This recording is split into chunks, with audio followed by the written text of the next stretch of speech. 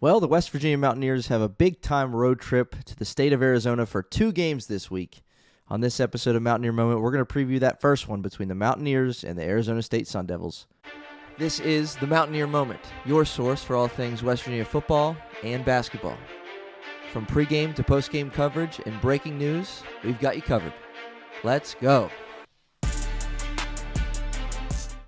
Welcome in, everybody, to another episode of Mountaineer Moment, episode 131 of Mountaineer Moment, which is your source for all things West Virginia football and basketball. This one is a game preview between West Virginia and Arizona State over in Arizona. Mountaineers got the Sun Devils, and then they got the Arizona Wildcats, the nation's best team, an undefeated team, and they're going to have a trip to them coming up on Saturday. But first thing first, they got the Sun Devils of Arizona State. And so we're going to preview this one and this one only, and then we'll give you the recap of this game, and then we'll focus on Arizona. But one thing at a time here for the Mountaineers, who are coming off a win at home against Colorado after losing to Houston on the road earlier in the week in a blowout fashion. And so now West Virginia sitting at 3-2 in conference play for the Mountaineers, which you like. But here we are with a big, important road trip. It would be,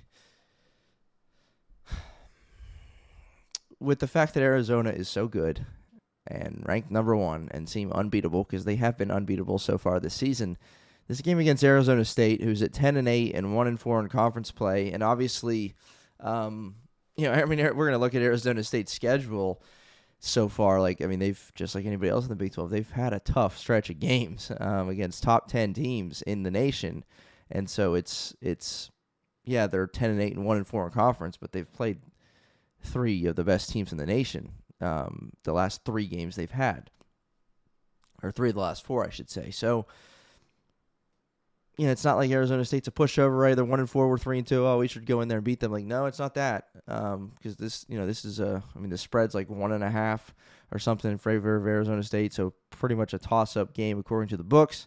But we'll see how this one goes. But I think with Arizona on the horizon after that, and obviously Arizona State, however, whatever way you want to slice it, they're not one of the top teams in the Big 12 by any stretch of the imagination. And so West Virginia still hasn't won on the road yet. This is an important game to go and win, because you can. No one's going to be shocked if you come out of there with a win. They're going to be shocked if you come out of Arizona with a win against the number 1 team in the country in the Wildcats. So just saying, this is a winnable game for the Mountaineers, and so you need to go and get this one by any means necessary. So first thing first, though, I just find it interesting. The game is on Peacock, okay? So, the NFL and the NBA and everything, you got to have a million different subscriptions for. Well, this one, first West Virginia Mountaineer game in history on Peacock at 9 o'clock Eastern time on Wednesday night, the 21st. So get your Peacock subscription loaded up. Get ready, or find a friend with a subscription, and watch that game tomorrow night. I'm recording on Tuesday night, but watch it for Wednesday night on Peacock only. I'm sure people who, are just at 8. There's gonna be someone. Don't let it be you who's gonna tune in tonight or get ready to tune in at 8:45. Try and find it on TV, not be able to find it, and then 2 minutes to game time, they're going to be filling out a credit card information for Peacock because they don't have that subscription. So I could just see that coming. So keep an eye on X, Twitter, whatever you want to call it, for people upset about this game being on Peacock on Wednesday night. So what we do here usually, if you have been here any amount of time on Mountaineer Moment during basketball season, we preview every game. We go through just a few different things. We're not going to analyze to death every single team, but just a few things to know as West Virginia fans as we gear up for this game with Arizona State. So we're going to talk about how they got here to where they're at 10-8 overall and 1-4 in conference play, what they did in the non-conference, what they've done in Big 12 play so far, some numbers to know for this team, just a few numbers to throw at you that I'll analyze, and then some players to know for this Arizona State team as they get ready to host the Mountaineers. And at the end, we'll give you some keys to victory for West Virginia, what it's going to take to get that road win for the first time this season, and take care of business before you head down to Arizona and try and win that one. So Again, Mountaineer Moment, your source for all things West Virginia football and basketball. If you are not yet subscribed, hit that subscribe button for us. YouTube, Apple Podcasts, Spotify, Amazon Music, wherever you're listening, wherever you're watching, hit that subscribe button for us, and we'll keep you in the know when we have new content coming your way. So first thing first, how did this Arizona State team arrive at where they're at? 10-8 and 1-4 in conference. Well, in the non-conference, they lost a game at home to Gonzaga real early on by 12 points. I'm going to just give you some notables here. They picked up a win in Maui over Texas, 87-86 in a tightly contested game. They had a 13-point loss to USC in the non-conference, and then a 16-point win over the Sooners of Oklahoma to get to where they are now. When they entered Big 12 play at the turn of the calendar in January, they lost to Colorado 95-89. They lost at BYU, got blown out 104-76. They picked up a win against Kansas State, their lone win, who Kansas State is still yet to pick up a win in Big 12 play, 87-84 against Kansas State. And then this Arizona State team traveled to Arizona, lost that one in a pretty good game, right? 89-82, where the Wildcats prevailed. And then on Saturday, coming fresh off a really interesting loss, a blowout loss to the hands of one of the best teams in the country in Houston, but kind of an uncharacteristic kind of Houston-style game because it was 103-73 in favor of the Cougars. It was a blowout. But like Houston, when do they score 100? And when do they give up 73, right? They average about 60 points a game given up, and they're probably scoring in the 70s. But 103-73 for that one against Houston, which was a little bit of a surprise to get to where they're at. Again, 1-4 in conference play. Their only win in Big 12 play coming against a team that hasn't won in conference play, and it was by 3 points against Kansas State. Now, mentioned this a moment ago, and it's the Big 12. This is night in, night out. There's no easy games. But you look at their 3 of their last 4 games, including 3 losses. Well, they lost to a BYU team who is very, very good, one of the best players in the country on that team, and they're currently sitting at ranked 13th in the nation, right? They lost to Arizona, who's unbeaten yet, ranked number 1 in the country. Lost to them. And then on Saturday, they lost to Saturday night, they lost to Houston. So by 30 points. Houston's ranked 7th in the nation, now moved up to 6th. They're 17-1 with just their lone loss coming in non-conference play to Tennessee. So they, along with Arizona, are 5-0 in Big 12 play. And whatever way you want to look at it, I mean, they, based on rankings, based on even Big 12 standings, Arizona State, 3 of their 4 losses in Big 12 play have come against the 3 best teams in the conference: Arizona, Houston, and BYU. So, just saying, they've had a gauntlet of a schedule over 3 of their last 4 games, with a win against Kansas State sneaking in there. So, let me give you some numbers to know. What I do, I just throw a number at you, and then I tell you some context about what that is and what that looks like for the Mountaineers' opposing team that they're coming up against. Opposing teams are shooting 35.5% from 3 against the Arizona State Sun Devils, which is puts them at worst in the Big 12 as far as 3-point defense. I believe Cincinnati, or maybe it was Colorado. There was a team like that we had actually recorded a pregame episode for on Mountaineer Moment. We gave you the same number, that it was the worst in the Big 12. Well, they've since been surpassed just slightly by Arizona State, who is not a good 3-point defending team. 35.5% from 3 opposing teams, which is worse than the Big 12. This next number you might have picked up on. You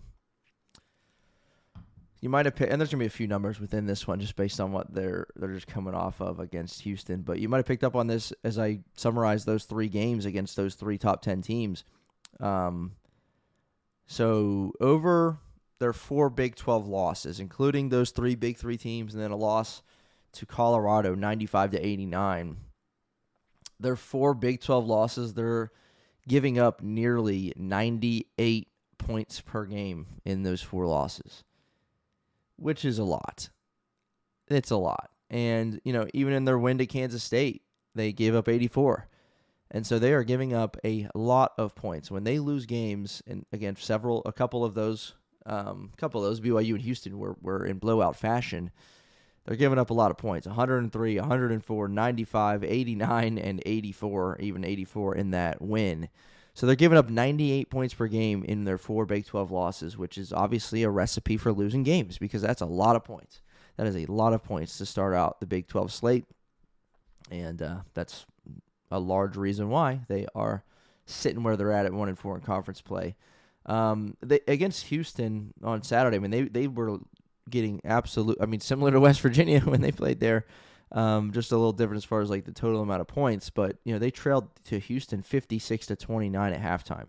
Again, you want to talk about a game that's a little uncharacteristic for Houston, who likes to keep it low scoring, likes to hang their hat on defense, which obviously they still do, right? It wasn't like this game shows anything against that, but 56-29, Houston shot 56% from the floor in the game, really efficient, 48% from three, and all 5 Houston starters had 12-plus points in this game. So, just saying, this Arizona State team against Houston did not have success. The West Virginia just played against Houston right earlier in the week and didn't have success either, but they got handled pretty significantly in a 30-point loss to Houston. And, if a 30-point loss sounds familiar, West Virginia lost by 29, 77-48. But again, just 2 very different styles of games that those were for the last 2 games for Houston. So 98 points per game allowed in 4 Big 12 games. Now, again, I'm not sitting here saying that we might not have a very different style of game because I don't know that West Virginia's goal, just like Houston's goal, wasn't just to come in and outscore the Sun Devils, right? Because West Virginia, Ross Hodge, hang your hat on defense. So this game, you would think that number would go quite a bit lower as far as, per game averages, because West Virginia is probably going to, want to keep this one in the 70s, if that, not to say that West Virginia is not capable of scoring some points. West Virginia obviously did what they did against Kansas, putting up 86 points, a week and a half ago, and then, and then against Colorado, West Virginia coming off a win against Colorado, 72-61 on Saturday. All right, a few more things, and we'll get you out of here. Players to know for this Arizona State team. I'm just going to throw a couple names at you. Mo Odom's a big one for Arizona State, the transfer from Pepperdine.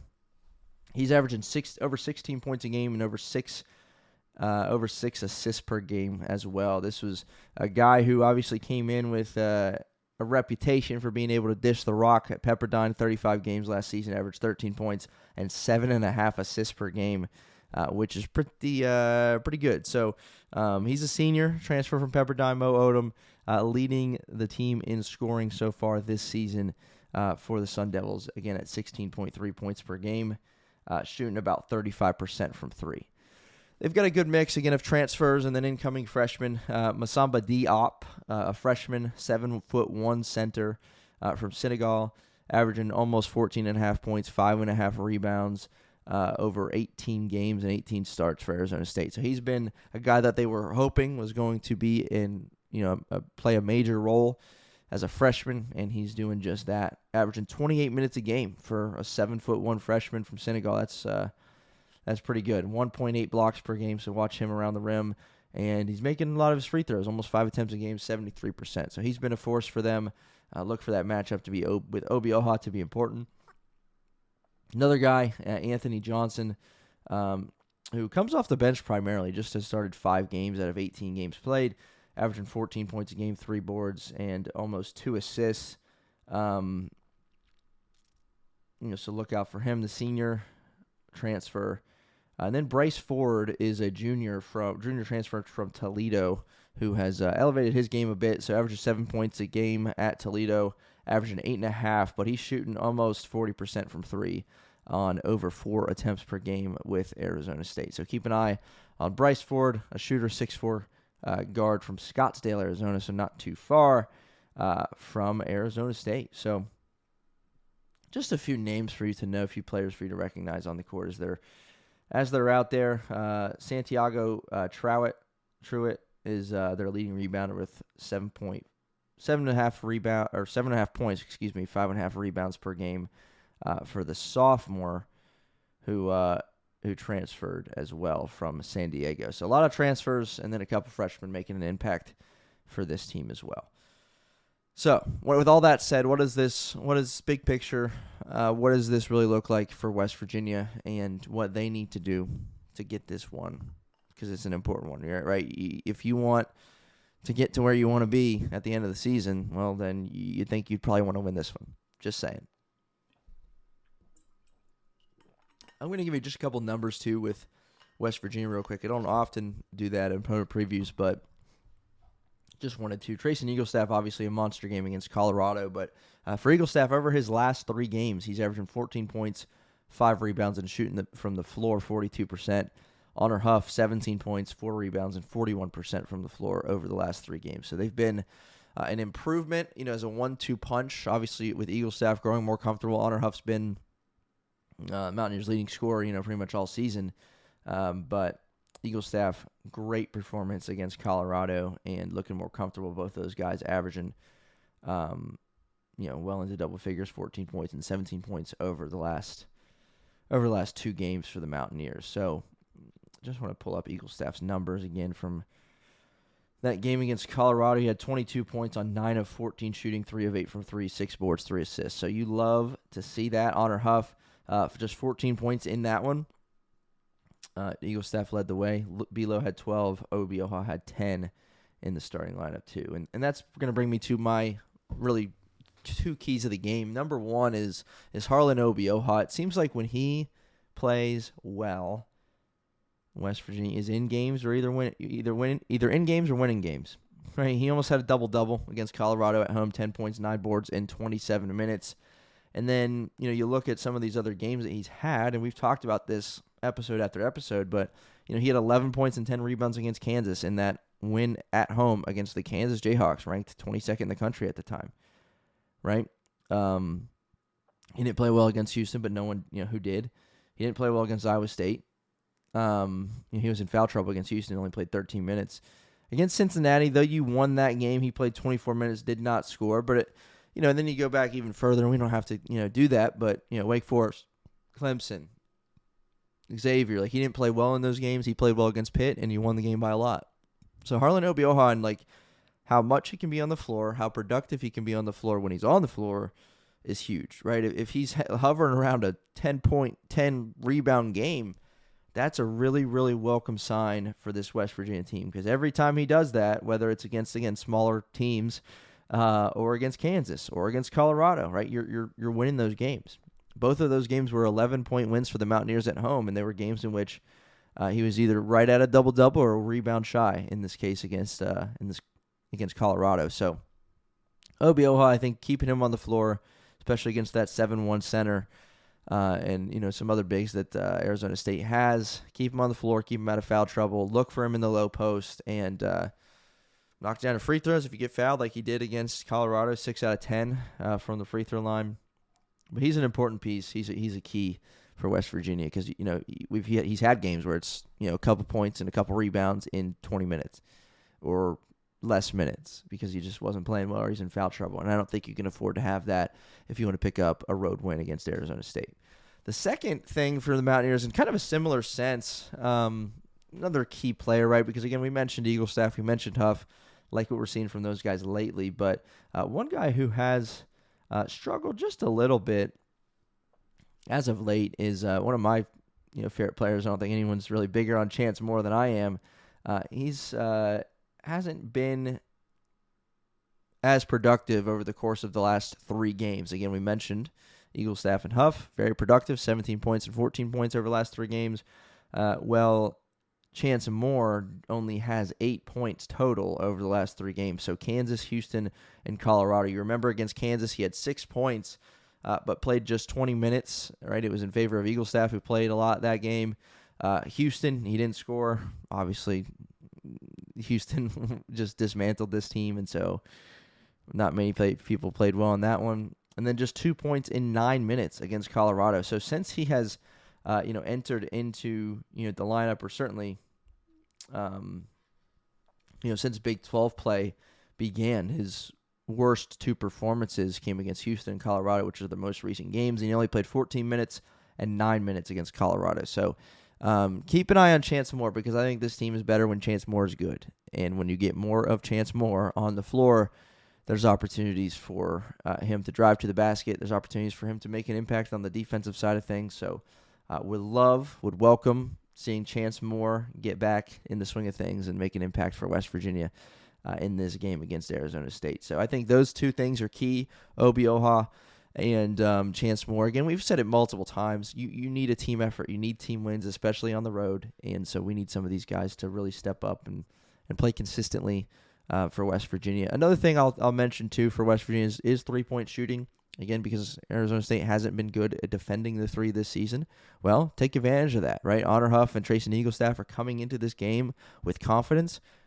Let them go, right? Let them fire them up and see what they can do in this game against Arizona State. So that is a wrap for episode 131 of Mountaineer Moment. We'll have you covered a post-game with reaction and analysis to the Mountaineers and the Sun Devils. Coming up on Peacock. Don't forget, Peacock, Wednesday night, 9 o'clock Eastern Time. We'll see you after the game.